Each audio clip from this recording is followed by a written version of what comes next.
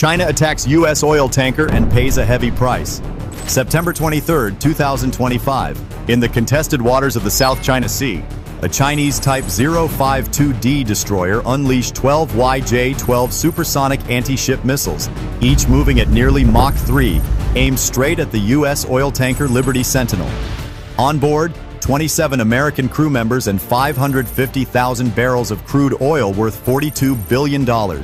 A floating fortune bound for the U.S. base at Puerto Princesa, Palawan. By its side, the USS Barry DDG-52, a $2 billion guided missile destroyer with 370 sailors and Marines, stood as the lone shield. The Aegis system roared to life, intercepting 10 of the 12 missiles. But 2 broke through. In seconds, steel ruptured, fire engulfed the decks, and the sea turned black with burning oil. China celebrated. But America would answer. Within the hour, 2 EA-18G Growler aircraft, 2 B-2 Spirit stealth bombers, and 10 Tomahawk cruise missiles were already inbound. What would fall on Woody Island? And what price would Beijing pay for this reckless strike? Let's find out. September 23, 2025. 8 a.m. the South China Sea looked deceptively calm. But beneath that quiet surface, an American convoy was carrying a fortune. The U.S. oil tanker Liberty Sentinel, a steel giant with 27 crew members aboard, was pushing westward, its belly loaded with over 550,000 barrels of crude oil, valued at more than $42 billion on global markets. The destination, the U.S. forward base at Puerto Princesa in Palawan, just 310 nautical miles away. It wasn't alone. Shadowing its every move was the guided missile destroyer USS Barry DDG-52, packed with 370 sailors and Marines. Together, they formed a moving fortress, fully aware that their path cut straight through Beijing's self-declared wall of control. At 8:40, tensions rose. U.S. sensors detected the faint electronic signature of a Chinese Type 052D destroyer, its hull facing down toward the horizon. Its 64 missile launchers and advanced radar locked on like the eyes of a predator. No warning, no radio squeal. Just the silent shadow of steel. Analysts in Washington had warned of this moment. Beijing considered any American supply line in the South China Sea a legitimate target. By 9:15, the atmosphere on the Barry was electric. Combat information centers glowed red as state of emergency was declared. Crew members strapped into position, damage control teams sealed bulkheads, and gunners stood ready at Phalanx C-1WS launchers capable of firing 4,500 rounds per minute. Everyone understood. An attack on the tanker would not only result in human casualties, but would also undermine U.S. credibility and cause hundreds of millions of dollars in damage in a single morning. At 9:45 a.m., the Chinese Type 052D destroyer suddenly launched 12 YJ-12 supersonic anti-ship missiles roaring into the sky, each capable of tearing through the air at speeds of nearly Mach 3 and carrying a 450-kilogram warhead at just one target. Oil tanker. In just one salvo, Beijing spent more than $180 million on precision firepower to destroy an American tanker. Aboard the USS Barry, an alarm blared. The Aegis combat system activated, locking onto the incoming missiles. Sailors scrambled to fire the ship's vertical launch system, salvo of standard missiles into the air, silver streaks of light hurtling toward their prey. Within seconds, the interceptor collided head-on with the incoming YJ-12S. The explosions were deafening, and thunder rumbled across the sea like war drums. The results were spectacular. 10 missiles were destroyed mid-flight, each worth more than an American house. But the system was suddenly overwhelmed. The last 2 missiles got through.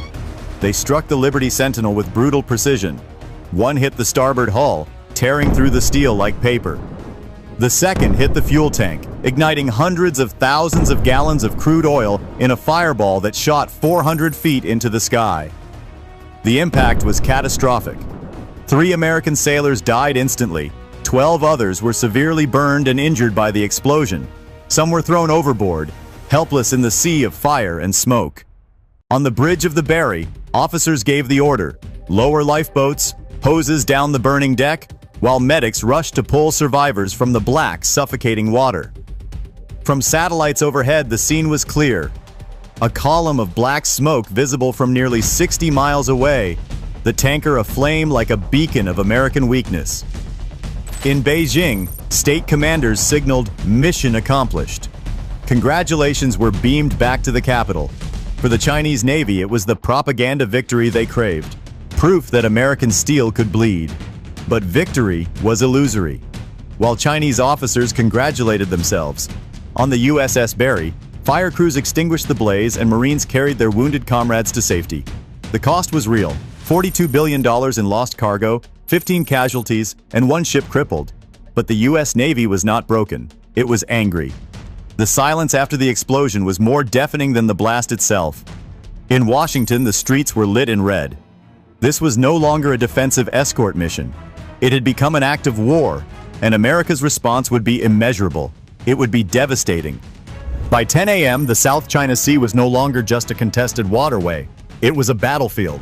The U.S. had lost $42 million in crude oil, 3 sailors dead, and 12 more gravely wounded. Washington's patience evaporated in minutes. The attack on Liberty Sentinel was not a skirmish. It was an assault on America's credibility.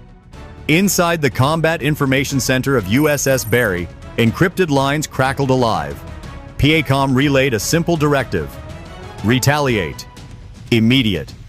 Within 7 minutes, a battle plan worth over $2.5 billion in deployed assets was activated. First, the call to Guam. 2 EA-18G Growlers, each fitted with $90 million next-generation jamming pods, scrambled into the sky. Their mission: blind Chinese sensors, drown every radar pulse in static, and sow chaos across command channels. Simultaneously, 2 B-2 Spirit stealth bombers, each valued at a staggering $2.1 billion, were vectored toward Woody Island. Their payload: precision-guided bombs designed to shred hardened radar bunkers and silence HQ-9 launch batteries before they could breathe fire. On Barry's deck, sailors armed the vertical launch system. 10 Tomahawk cruise missiles, each carrying a 1,000-pound high-explosive warhead, were programmed to annihilate Woody Island's 2,700-meter runway and its military port, the very staging ground for China's J-11 and J-16 squadrons. The cost of the strike alone exceeded $100 million, but the objective was priceless: restore deterrence. By 10:40 a.m., the pieces were in motion. Growlers streaked toward their targets, B-2s flew silent in the upper stratosphere, and Barry's launch tubes locked hot. The men and women aboard knew what was at stake. This was no longer about defending a tanker. It was about rewriting the balance of power in the South China Sea. And when the American hammer fell, it would fall without mercy. Don't go anywhere. The American counterstrike you're about to witness will change everything you thought you knew about this battle. At 10:42 a.m., the American counterstrike began. From 36,000 feet, 2 B-2 Spirit stealth bombers slid silently across the stratosphere. Below, Woody Island, Beijing's crown jewel in the South China Sea, was bristling with radar domes, missile batteries, and nearly 2,000 PLA Navy personnel stationed across bunkers, hangars, and hardened shelters. To China, this island was a fortress. To the U.S., it had become target number 1. The Growlers arrived first. Their $90 million jamming pods unleashed an invisible storm, scrambling frequencies across a 400-mile radius. On Chinese radar screens, the sea became a blur of ghosts and static. Commanders shouted into dead radios, their HQ-9 air defense operators suddenly blind to the skies. Confusion spread like wildfire, exactly as Washington had intended. Then came the hammer. At 10:47, the B-2s released their payload: 8 precision-guided GBU-57 bunker buster bombs, each weighing over 30,000 pounds, the heaviest non-nuclear weapons in the U.S. arsenal. Within seconds, the first impacts tore through Woody Island's radar array, collapsing reinforced bunkers as if they were sandcastles. Shockwaves ripped across the base, shattering concrete and silencing the island's command center in less than 2 minutes. Almost simultaneously, USS Barry's deck erupted.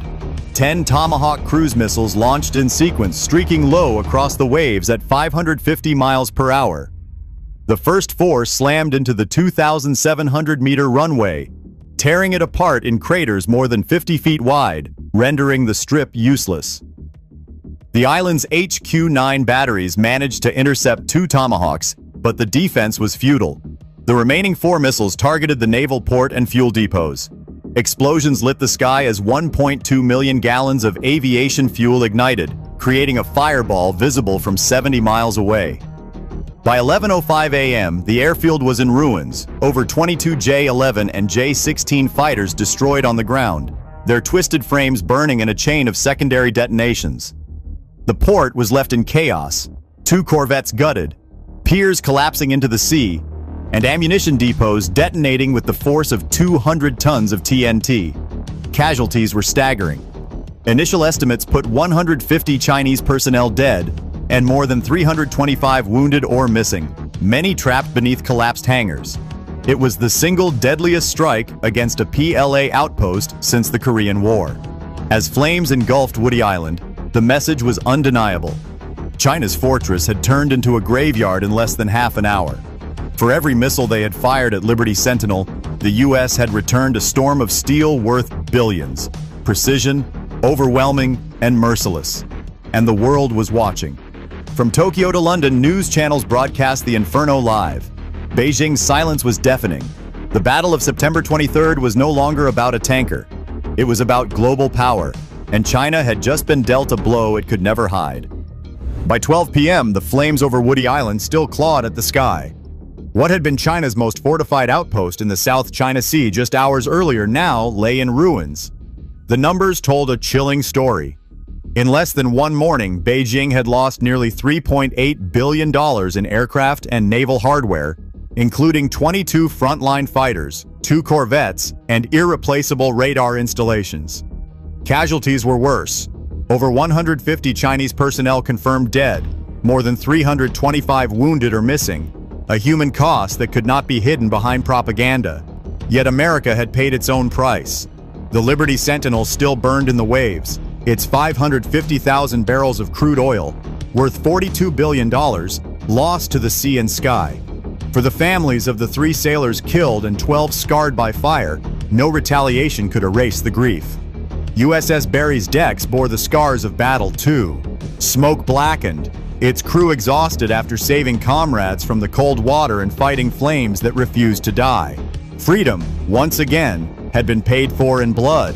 But strategically, the outcome was unmistakable. China had sought a quick humiliation of the United States, hoping to cripple its supply line and prove dominance over the South China Sea. Instead, it suffered its worst military disaster since 1949, a defeat televised to the entire world. Beijing's boast of invincibility had evaporated in 30 minutes of American fury. For Washington, the message was as old as history. Deterrence lives not in words, but in action. Even under sudden attack, even with blood on the waves, the U.S. Navy could adapt, strike back, and crush an adversary's stronghold. Technology mattered, but so did discipline, training, and the will to finish the fight. By sunset, analysts were already calling September 23rd the new Pearl Harbor reversed. China struck first, but it was America that ended the day standing, while Beijing counted its dead in silence. Across Asia, allies took note. In Tokyo, Manila, Hanoi, and Taipei, leaders saw not just fire on an island, but proof that the balance of power had not shifted east. The lesson was seared into history. Reckless aggression carries a cost greater than any prize. For China, the gamble ended in ashes. For America, it was a painful but undeniable reminder. Freedom survives not by chance, but by strength. As the sun set on September 23, 2025, the South China Sea was no longer calm water. It was scarred by fire, oil slicks, and wreckage, evidence of a battle that stunned the world. The Liberty Sentinel burned, her cargo of 550,000 barrels of crude worth $42 billion lost forever. 3 Americans dead, 12 wounded, and a ship that would never sail again. Their sacrifice, their suffering, became the human face of this confrontation. Across the horizon, Woody Island smoldered. What Beijing once paraded as an unsinkable fortress now lay crippled. Over 150 Chinese sailors and soldiers killed, 325 wounded or missing, more than $3.8 billion in fighters, ships, and infrastructure erased in 30 minutes. A defeat not only military, but psychological, televised to the entire world. shattering the illusion of Chinese naval invulnerability. But the deeper story is this: America was attacked and America responded. Not with hesitation, not with compromise, but with decisive, overwhelming force. That is the lesson of September 23rd. Deterrence is not words in a press release. It is steel in the water, discipline under fire, and the will to retaliate when struck. For our allies, this was reassurance. For our adversaries, it was a warning carved into history. The United States does not start wars. But when war is forced upon it, America will finish it, swiftly, brutally, and decisively. And now, I ask you, the viewer, what does this battle tell us about the future? Was this China's gamble gone wrong, or the opening chapter of a much larger storm still to come? If you value strength, if you believe the world must see the truth, then like, share, and subscribe. Because this story is not over, and together, we will continue to uncover what comes next.